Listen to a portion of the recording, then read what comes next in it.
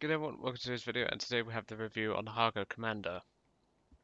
Now, I got this thing back when the Japanese tanks came out, and the Hangar was actually pretty damn good back then. 44mm of pen, it actually packed a decent gun back then.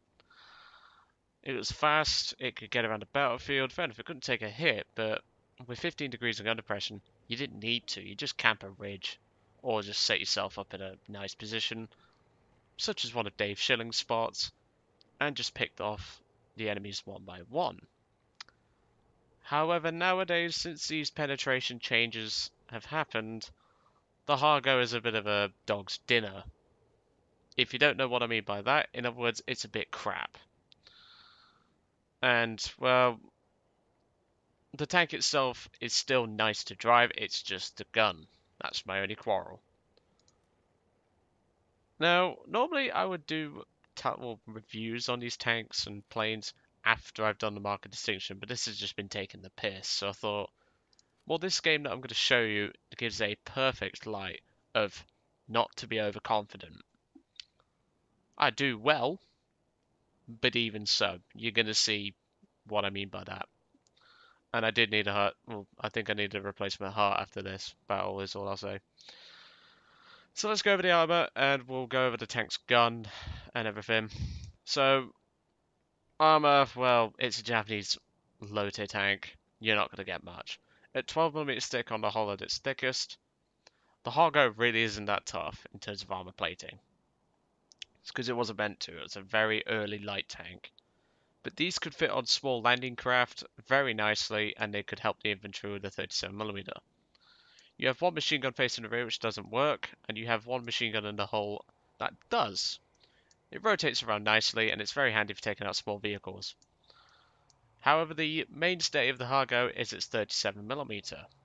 However, of course, as we know, and I mentioned, this thing got a big nerf. But how so? Well, 31mm of pen. You'll be lucky to pen the front of a Stuart. And if you see anything bigger than M3 Stuart, you're dead. You just ain't gonna pen it. The American tanks and the French tanks will be your biggest concerns in this thing. Which, to be honest, makes perfect sense. Because the Stuart fought the Hargo, and the Hargo usually lost. But if the nerf hadn't have happened, the Hargo can still put up a decent fight, because the Hargo commander, specifically, does have one trick up its sleeve, which I'll go over shortly. But yeah, this gun is not very effective. However, the Hargo commander does have one trick up its sleeve. Smoke grenades. Now I know what you're thinking, why would I want to fire smoke grenades pointing sidewards if I need them forwards? Well, your turret traverses a heck of a lot quicker than when it was first brought out, is all I'll say. So you can crank the turret to the right, fire a few smoke grenades because you get 4 of them and they're pretty damn good smoke. And then you can reverse, spin the tank round potentially, and drive off because this thing is actually pretty fast. But as I mentioned though, the armor plating is terrible. On the rear it's 10mm thick, which means even let's say a Dishka Gaz AA will have a field day back here, and even the Vickers AA will have a field day with this rear section of the plank or of the tank. And it may even potentially go through the entire compartment and kill the machine gunner and commander. But like I say though, the tank's good for mobility, has smoke, but that's really it. Do I recommend buying this vehicle? No. This is going to be my first review where I say no. Simply due to the fact that the tank does not work very well anymore. Your turret's actually pretty strong, I'll give it that. It's got multiple 30mm sections with overlapping 12. This is actually pretty damn tough. I'm not going to lie. I have bounced shots with this gun mantlet, but don't rely on it. The Hargo isn't exactly a heavy tank. But overall, the Hargo is a nice tank to drive, but you're going to see, don't get overconfident with it, because it will bite you in the arse. So, let's get into it. Now, whilst I don't think the Hargo is the best tank, it is still quite fun to drive because it can get a bit intense. However, as I mentioned, dealing with French tanks can be an issue, which you will obviously see. Well, if you've bought the tank and if you own a regular Hargo, you'll already know. Now, I'd like to welcome 2 new subscribers, well, as far as I'm aware, 2 new subscribers because of this battle. And I believe it is Storm14088, whatever. It's Jonas Nordheim and Take My Load NZ, if I remember rightly. I recognise by the vehicles. I get cut up there by the Panzer II. And yes, I believe it is Take My Load. I haven't watched this replay in a bit, so I do apologise for forgetting. I'll point them out once we get to that stage. So as you can see here, the Hangar Commander is manoeuvring very nicely and, well, gets the job done really. It's a very nice little tank to get into position. However, it would be nice if you had a decent gun, which you don't. You have actually quite a bad gun.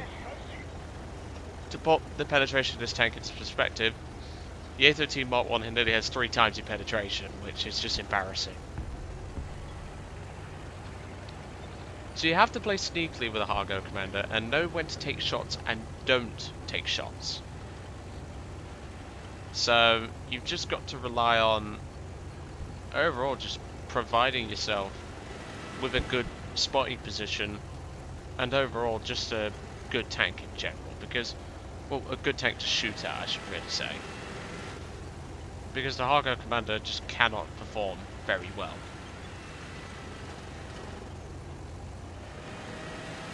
I didn't actually see those guys there, but even then, if I'd stopped there, I'd have died. I'll tell you that right now. So, I start moving up, and I already noticed a AB-41 has died on this flank. And I start moving up just to get into a good position to potentially intercept whatever's just come down here. Trust me though, this thing was a terror to spade back in the... because I didn't get the Commander spaded, I got it half spaded. And there you can see Take My Load NZ, I believe that is the geezer in question today. I put one through the gun mantler, put one through the driver's claw, job done, first kill. That's his A13 taken out of battle. And I'll recognise the second I see Vickers 6AA. Well, 6AAA, because they can't spell AAA apparently. You have to space it out. So obviously, you can see that the Hargo does have capabilities dealing with the British tanks to some extent. Just do not piss off anything bigger than an A13, otherwise you will regret it. French tanks can be dealt with to some extent, however I wouldn't rely on it. Go for the turret ring, but it's actually quite a hard shot to achieve. Even I struggle doing it. And Take My Load NZ has now resorted to strafing me with his fury. I didn't actually know what it was at the time. I actually started panicking because I thought, there's no way there's a tank behind me. I'd have seen it. I didn't actually know there was a fury up.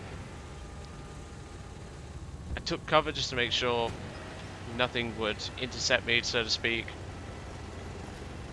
Then I started getting on the move once I soon realised it was nothing to worry about.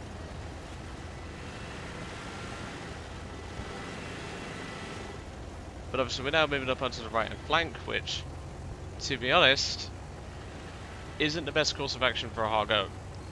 I can get the sides of enemy tanks, that's no problem. But I'm just worried in general about being attacked from the front, because most of the time you cannot penetrate what you see. That's why I recommend in this tank to pick on what's known as traded as the small fry, such as the Russian tanks, the AMR-35 is a good target, and the light American tanks such as the M22 Locust and other vehicles like that. You can also potentially try to sing as a AAA, like what I did in one game on Japan, where I shot down a D371 in a single shot. It's actually pretty freaking amazing. I just guessed the range, pulled the trigger, and he just blew up, which I thought was amazing.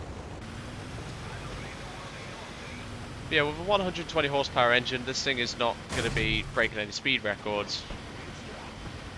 You can see a BT5 bullying some poor sod, but don't worry, I taught him a lesson. Second kill. Now, I have no idea what that M1340 was shooting at. He did get me on alert for a moment because I thought there was an enemy tank over there. Now, I am going to spend a bit of time in this position, however, so don't expect me to move off very quickly. For the sake of time, however, I am simply going to push it forward a bit.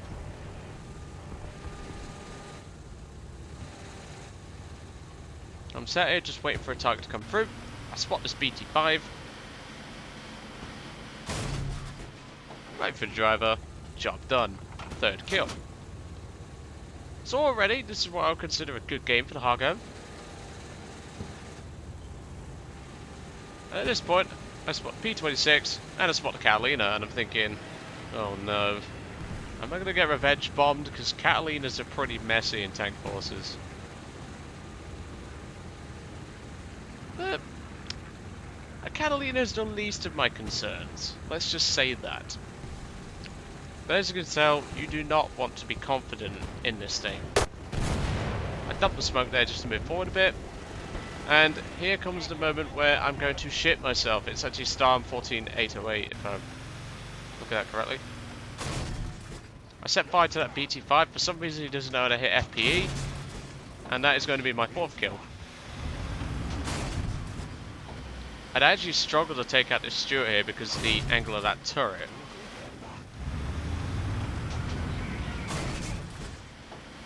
As you can see, I'm just putting shot through the turret roof.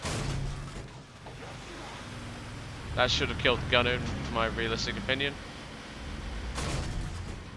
I go for the commander's hatch. At this point, I start taking some fire, and I'm thinking, what the hell is that? I put a shot and realise it's a Vickers AA, and I'm thinking, right, okay, you're no threat to me. I'll deal with you shortly. And there we go. I kill the Stuart, and I'm thinking, right, it's only a Vickers AA. I'm going to take this bastard. And I had a pretty good discussion with this driver afterwards. Now what I'm going to do is I'm going to slow it down. But before we do, I'd like to show what was right behind that corner. Now here's Take My Load NZ. He's got his mate 14, or Storm 14808. I didn't know Storm was here. Now see if you can spot the moment where I go, oh fuck. So obviously I'm coming around the corner at full speed. And it's at this moment I'm thinking, oh shit. And at that moment it's already too late.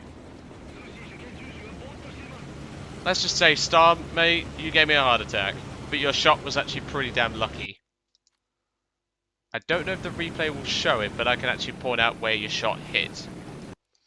So, Storm, mate, if you happen to watch this video, mate, you are actually very lucky. You hit this drive wheel here, and it bounced up into the tank. Very lucky on your part. If you'd have hit for anywhere else, you'd probably ricocheted, and I could have had you. But, fair play to you, mate. I didn't expect it, so hey-ho.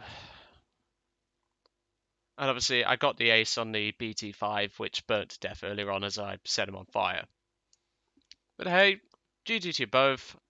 Storm 1808, mate, you're very lucky, but hey-ho. Sometimes people just get good luck, eh? Like I said, avoid this tank.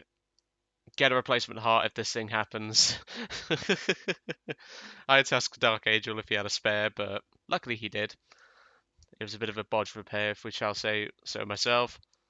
And well, Storm, I hope you got this tank spaded, because the T26 is a nice little tank. And Take My Load, mate. Fair play to you for your tactic there. I wasn't expecting that. But that's why the title of the video is, Don't Be Overconfident.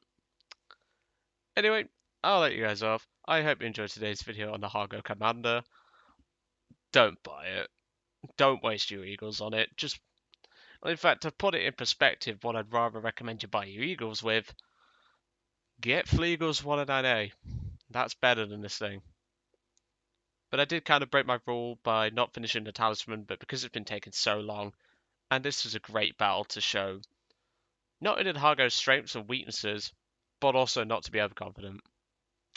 Anyway, I'll let you guys off. I hope you enjoyed today's video, and I will catch you all on the next one.